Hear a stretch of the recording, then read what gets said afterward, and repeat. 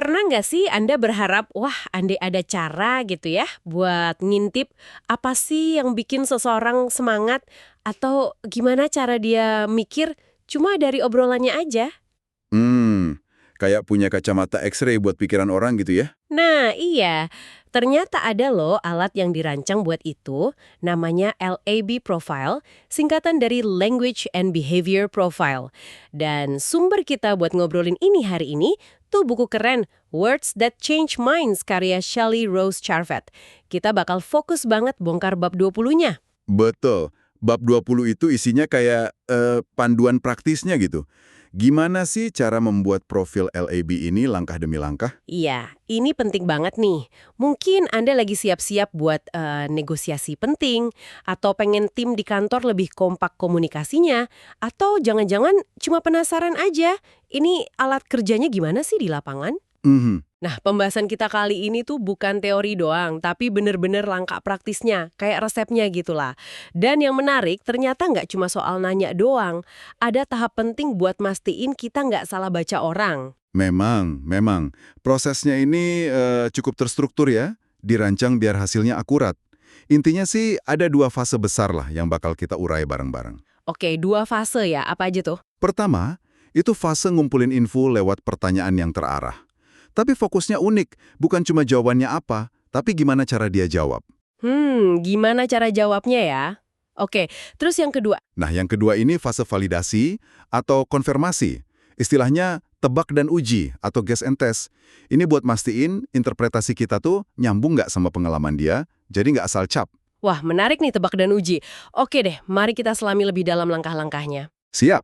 Oke, kita mulai dari fase pertama dulu ya, mengajukan pertanyaan. Sekilas kan kayaknya ya tinggal nanya aja gitu.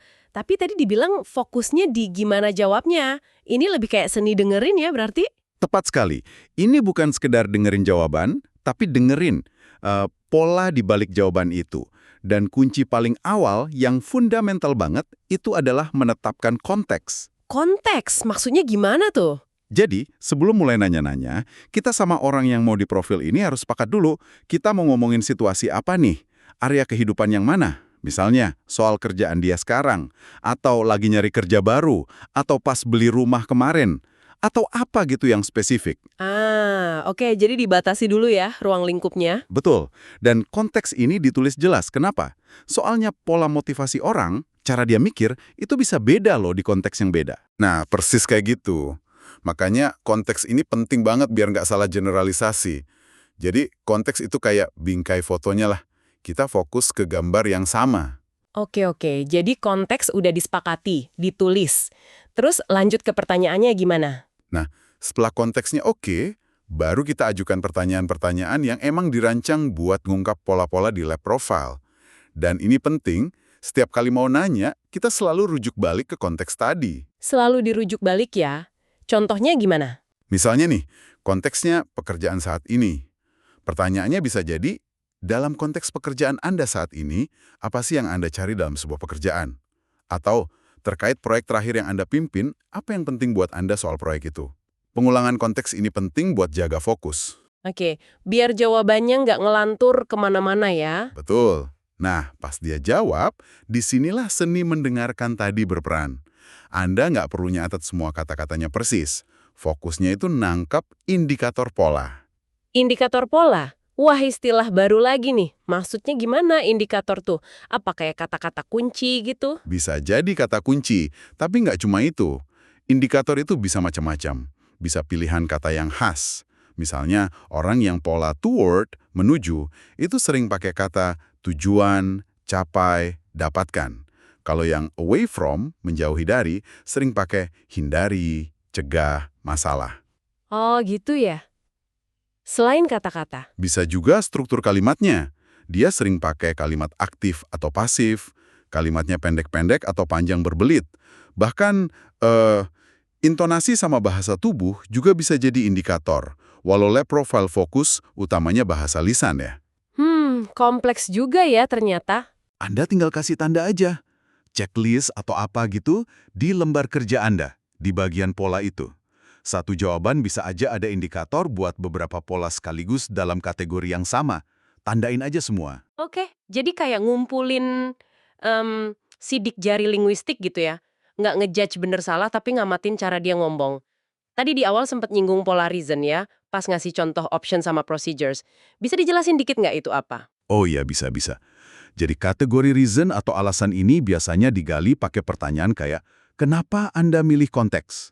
Misalnya, kenapa Anda milih kerja di perusahaan ini? Oke, terus jawabannya nunjukin apa? Jawaban dia itu bantu kita ngerti gimana dia termotivasi, ngambil keputusan, atau ngelakuin sesuatu di konteks itu. Ada dua pola utama di sini, options pilihan sama procedures, prosedur. Options dan procedures. Bedanya apa tuh? Orang yang polanya options, dia itu semangat kalau ada banyak pilihan.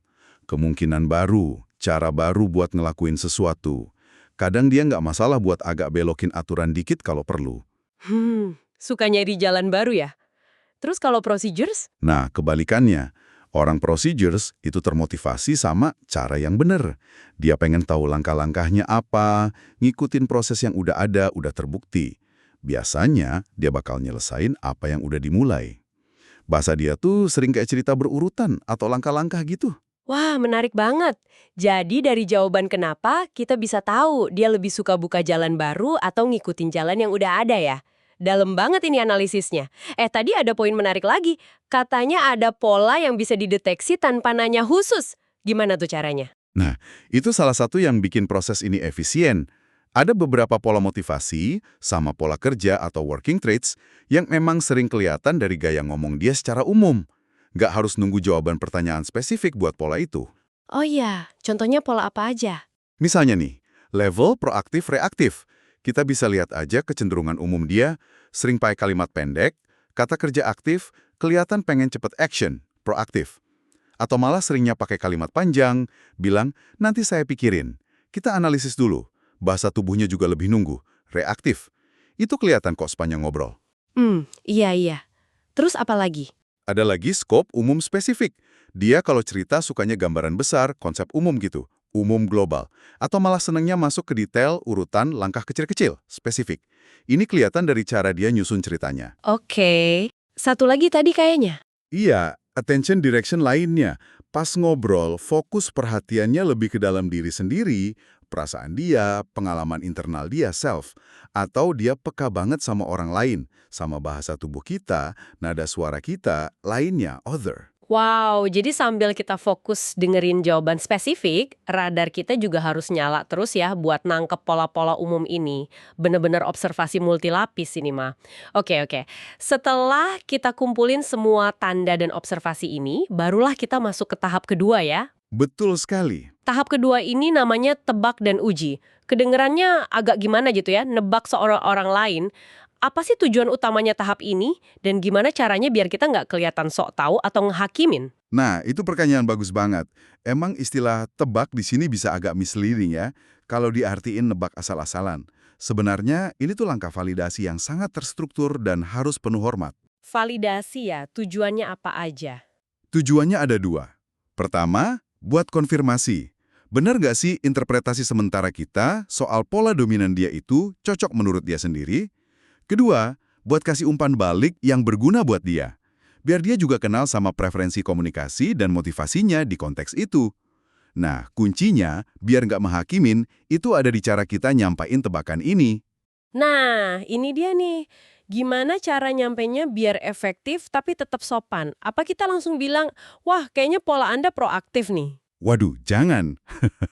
Itu bakal kerasa banget kayak ngasih label dan bisa bikin dia defensif. Caranya bukan gitu.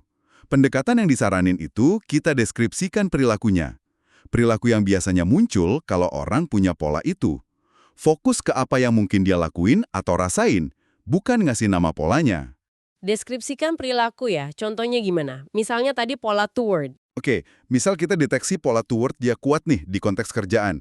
Jangan bilang, wah Anda nih orangnya toward banget ya, tapi bilang gini, oke, dari obrolan kita tadi soal kerjaan Anda, kayaknya Anda nih tipe orang yang energinya tuh fokus banget ya ke pencapaian tujuan. Anda semangat banget sama apa yang pengen Anda raih, dapatkan, atau capai ke depannya. Mungkin saking fokusnya ke tujuan, Anda jadi kurang gitu tertarik atau kurang merhatiin potensi hambatan atau masalah yang mungkin muncul di tengah jalan. Apa ini kedengaran kayak Anda dalam konteks kerjaan? I see. Jadi kita lukiskan gambaran perilakunya yang konkret, terus kita tanya konfirmasi dia. Ini rasanya lebih enak ya, lebih ngajak ngobrol. Prosesnya gimana nih pas validasi ini secara lebih rinci? Oke, prosesnya kira-kira gini nih. 1.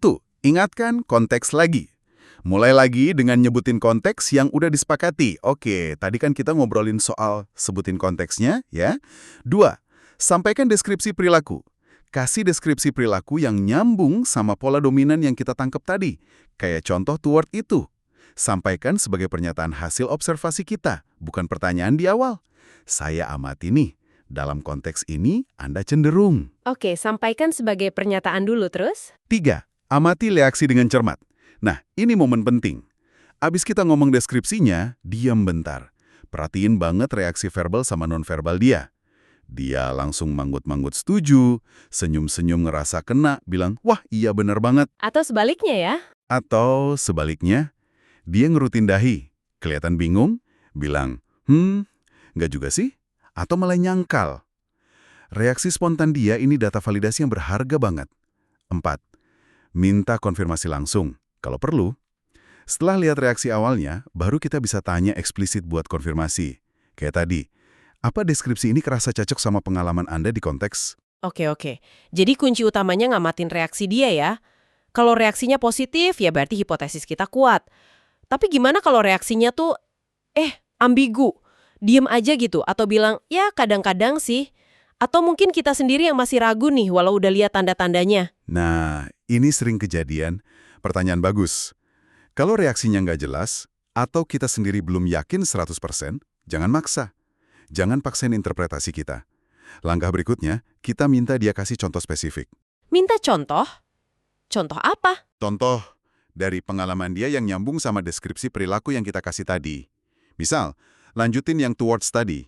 Boleh nggak ceritain satu contoh situasi di kerjaan di mana Anda ngerasa fokus banget sama hasil akhir, terus mungkin agak ngabaikan potensi masalah di perjalanannya. Oke. Minta cerita pengalaman dia, terus pas dia cerita, apa yang kita perhatiin? Pas dia cerita, kita dengerin lagi baik-baik bahasa pola yang dia pakai. Ceritanya itu penuh nggak sama kata-kata toward. Kayak, saya pengen capai target X, fokus saya dapetin hasil Y. Atau jangan-jangan malah banyak bahasa away from muncul.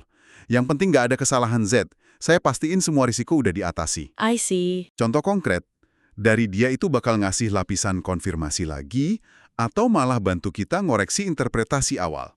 Jadi, profil yang dihasilin benar-benar punya dia, bukan label dari kita. Makanya sumber kita nyebut ada lembar contekan, cheat sheet.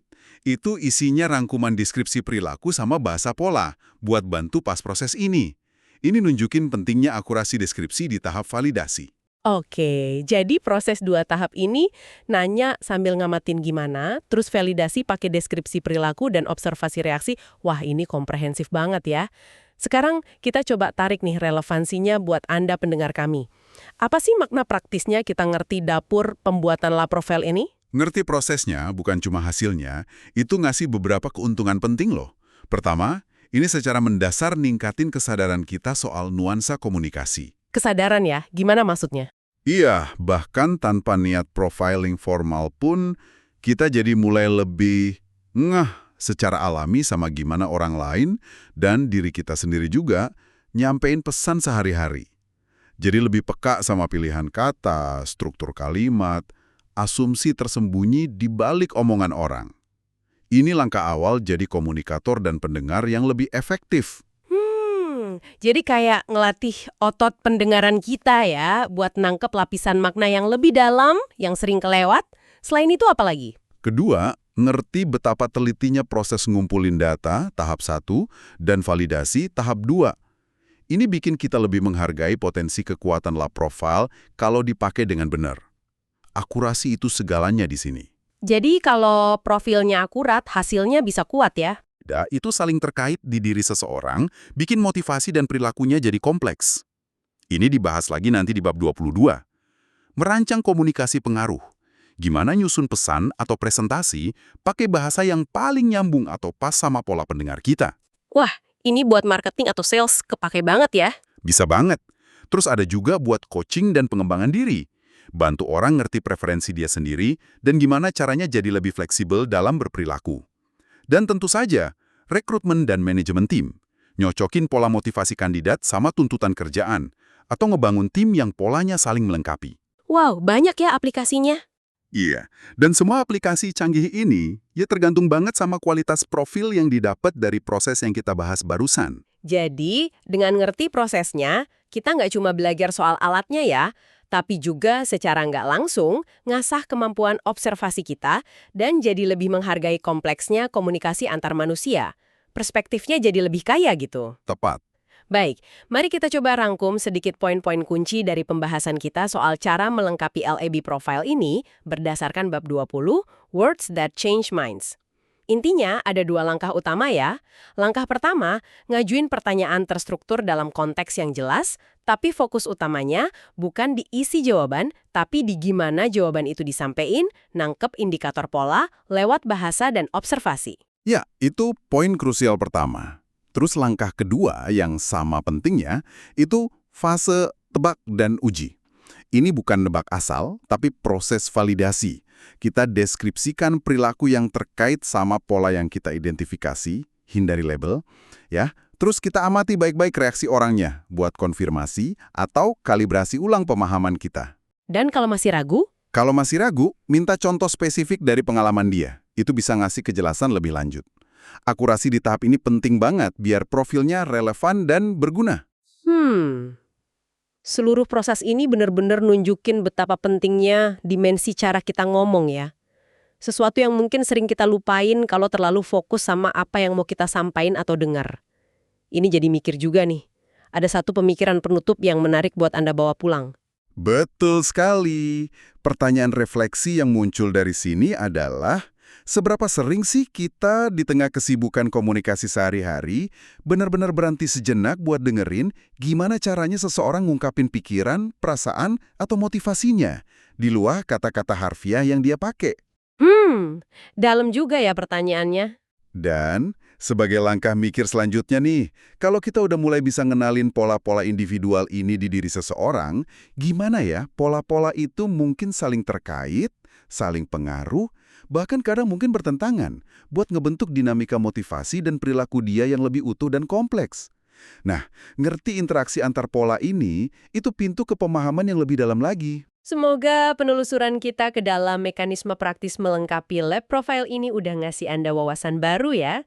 Dan mungkin juga inspirasi buat mulai dengerin dan ngamatin dunia komunikasi di sekitar Anda pakai lensa yang sedikit beda. Lebih kaya dan lebih tajam. Sampai jumpa di eksplorasi berikutnya.